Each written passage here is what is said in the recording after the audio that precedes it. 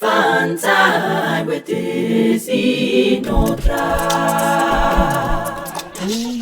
What's up, everyone? BeatMakers 1O1.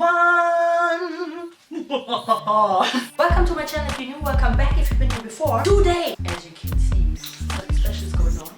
Guys, this is probably one of the videos that I'm most excited about. A dream of mine came true. As some of you might know, on Instagram, I have mainly living that beatmaker life, okay? And then, one day, a couple of weeks ago, the flipping most unbelievable thing happened. I looked at my phone, not expecting nothing. And what do I find? The freaking official page of Propellerhead Reason. Wait, let me move them on. The program that I'm working with since more than 5 years. Sorry, but the best music software out there. Has left a comment on my live beatmaking video asking if they could feature that video on their page. I was like, I mean, guys, for real now. That's me, right there, right there, right there, right there. Anyway, obviously afterwards we got in contact through emails and so on. And then, what do I read? The guy actually says, yo, by the way, I don't know if you're interested, but we left you a free version of Reason 10. I was like, oh! I mean, for some of you that might not be so special. For me, that's very special. Not only did I want this version forever, but I mean, how should I say that? My little laptop, as you can see here, maybe you can see this thing here? That's actually a crack. Yeah, it fell in the band rehearsal. And I mean, it shouldn't be a problem, right? So I was like, oh, let's go and fix it, just get a new screen, right? Until the guy was like, oh yeah, no problem, it's only 250 bucks. My brain went like, psh. I was like, oh, okay, no problem. Let's hold off with that a little bit for now, okay?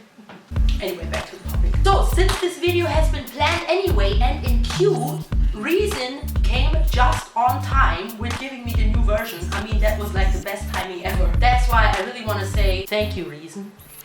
Thank you. Anyway, let's get into it, guys. Here is the answer to the question that I have been asked since more than 5 years. How do you do live looping in Reason? How? This is gonna be life-changing for some of you as it was for me. Let's get into it.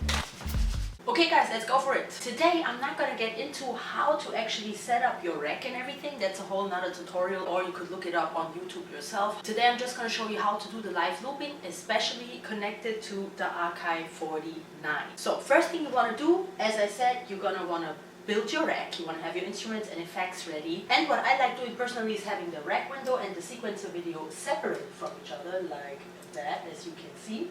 And especially for my live performance, I want to have the window staying on top. So if you click here on window and you click stay on top, it's just gonna stay on top, even if you click here around in the sequencer window. So next thing you want to do is to map your keyboard to the functions that you want to use. Now, I have really good news for you.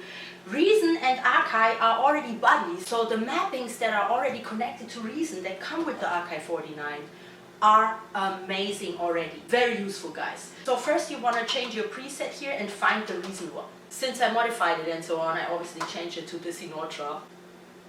Anyway, so the cool thing is, if you're on control bank A, and you click the very two last buttons, S7 and S8.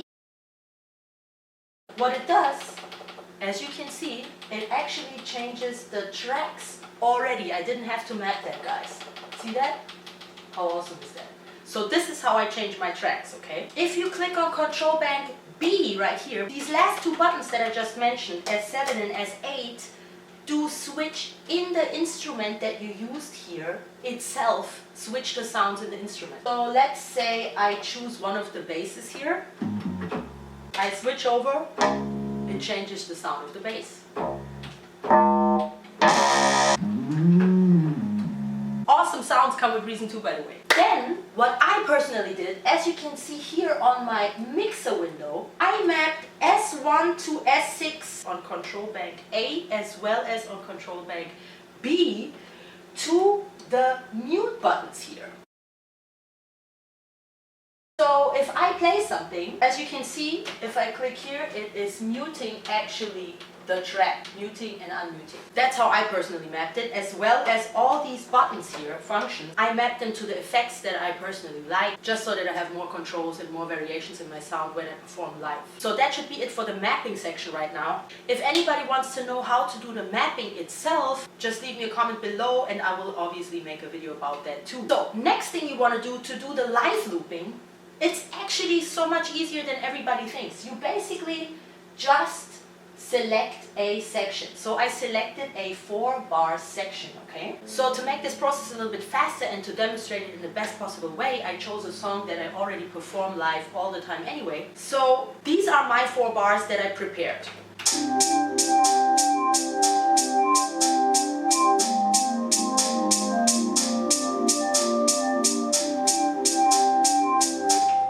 Now, if I want to add something to it, you can see here on the right side beside the loop that I selected, I have many other drum patterns and sounds prepared for the case that I need them and am not able to record them live. Sometimes if you don't have the right monitoring, it happens and you're just not able to get it right on click. That's why in-ear monitoring is the best, or you have a little speaker like that that goes directly in your face and you just not miss the rhythm. Why that happens, that the sound travels and you get a delay, is also another video. In case you're wondering, what do you mean monitoring? Why? Why would you not be on time? So, by the way, very important, after you selected your 4 bars, you want to click the looping function, which now in Reason 10 is right here, but even in the old versions it's a pretty similar button. If you need a click, you can just click C and you have a click level right here, just in case you need it for yourself to hear what's going on. So I opened several instrument tracks, as you can see, and 3 audio tracks right here for my voice. So I could do voice looping too, obviously, since I'm a singer and that's my main thing that I do, right? I'm recording right directly into Reason through my sound card, okay? This is not my performance mic, not my main vocals mic, okay? In my live performances, I have another microphone plugged into my mixer, so I have externally effects like reverb and so on for my voice. So we're just gonna press the play button. Play our loop, okay? First of all, turn that down so you guys can hear me. I'm going to first use one of my samples that I created myself. Okay, let's record the first loop. Always see that you start on 1.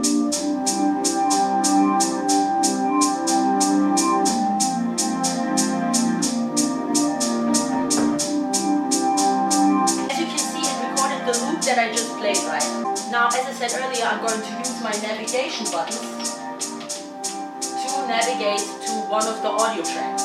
Now I'm actually going to do something really awesome. Let me stop this real quick.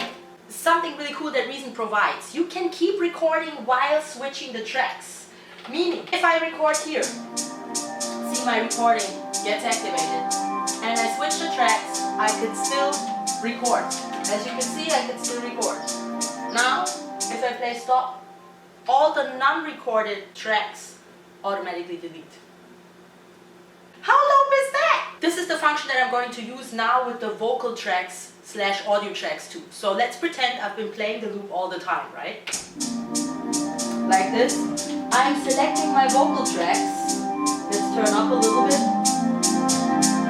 And record. Hey, yeah, whoa, whoa, whoa. Hey, yeah, whoa, whoa. Hey, yeah, whoa, whoa.